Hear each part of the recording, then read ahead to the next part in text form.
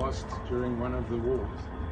As you can see, it's a frame with a solid piece of glass and this beautiful brass heart inside. And I'll explain the relevance of this. You see the Houdinis, or the Rices, they were very in love, and in fact Houdini was quoted in many media pieces of the time saying that his wife Bess was really his total inspiration, and without her many of the things that he did would not have been possible. But of course, with all of this fame, there were a few challenges for Houdini and Bess, because he would have to travel the world and they would go for months, without, sometimes years, without seeing each other. I mean, just think, back then, if you needed to go from the States to Europe, you'd have to go by boat. And it would take many months to get there, to come back again. And these gaps in their relationship were proving to be quite challenging for both of them. So Houdini got one of his illusioneers, that's what they call the guys that design these things, to come together and design this frame and another one. And the idea was that when he was on his travels, he and Bess, just bear in mind as well, the postal service, absolutely terrible. Back in the 1800s. Yes, it was very similar. Like 2020. Sort of like now.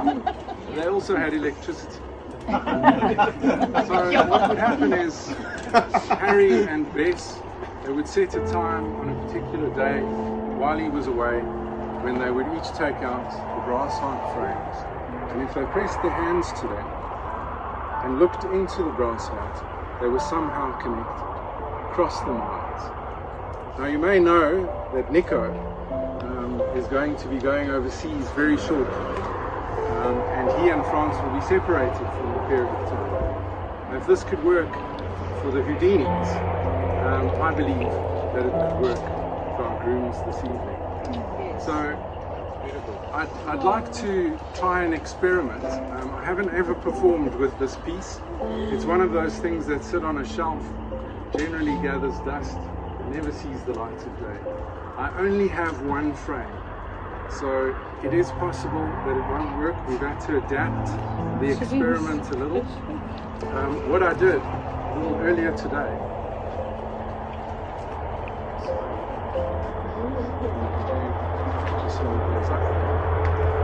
so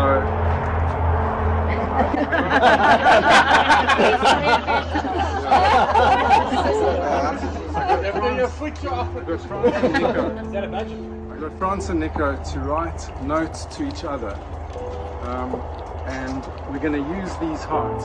This one is from Nico, and he wrote, "Here's to our new book," and we're going to place these into the frame.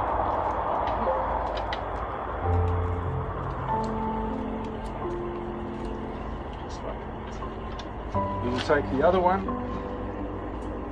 This was Nico's. Oh, sorry, this was Frans's. Ready? And this one, quite beautifully and simply, says, "Today, tomorrow, and always."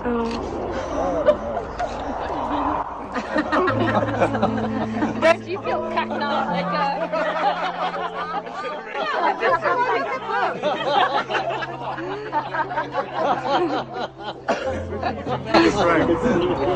Now, Nico and Frans, what you will find, as many people here that are or have been married, is that it's not always plain sailing. It's the same for the Houdinis.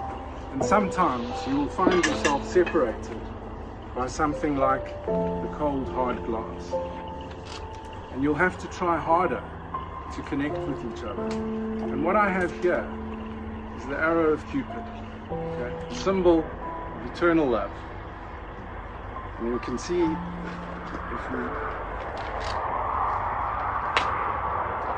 you feel that you're not on the same side, and it will happen. All you need to do is think about what I've showed you here this evening.